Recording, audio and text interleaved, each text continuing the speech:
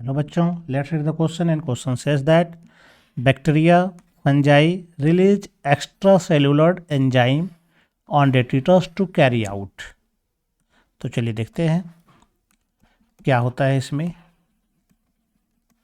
यहाँ पर कह रहा है कि बैक्टीरिया हो गया और फंजाई हो गया, ये क्या करता है, यह रिलीज करता है एंजाइम को, एक्स्ट्रा सेलुलर एंजाइम है ना, एक्स्ट्रा सेल्यूलर एंजाइम।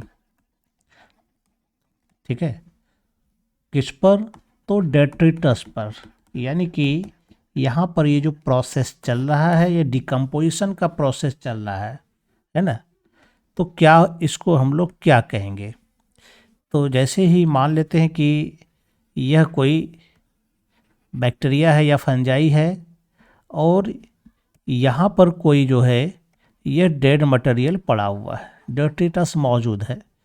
ठीक है, तो जैसे ही यह एंजाइम रिलीज करेगा, एक्स्ट्रा सेलुलर एंजाइम है ना, तो इससे क्या होता है, यह जो सब्सटेंस है हमारा, यह टूट करके छोटे छोटे मॉलिक्यूल्स में बदल जाता है। जो इसमें उपयोगी चीज़ रहा है उसको यह अब्जॉर्ब कर लेता है। तो एक तरह से यह क्या कर रहा है, इसका फ्रेगमेंटेशन तोड़ रहा है। इस प्रोसेस को हम लोग कहते हैं कैटाबॉलिज्म कहते हैं, है ना। तो यानी यहाँ पर एक तरह से क्या हो रहा है, एंजाइमेटिक कन्वर्सन हो रहा है। तो एंजाइमेटिक कन्वर्सन जब होता है तो इस प्रोसेस में क्या हो रहा है, ये जो मटेरियल था ऑर्गेनिक मैटर, इसका कन्वर्सन किस में हो गया, इनऑर्गेनिक मटेरियल में हो जाता है। तो एंजाइमेटिक कन्वर्सन को हम लोग क्या कहते हैं, कैटाबॉलिज्म कहते हैं। तो चलिए ऑप्शन में देखते हैं क्या सही है। फर्स्ट में फ्रेगमेंटेशन, तो ये डिकम्पोजिशन का फर्स्ट पार्ट है जिसमें कि फिजिकली ब्रेक डाउन होता है डेट्रिटोवोरस ऑर्गेनिज्म के द्वारा। तो यह एंजाइम यहाँ पर रिलीज नहीं होता है। लीचिंग में भी, इसमें भी एंजाइम रिलीज नहीं होता है।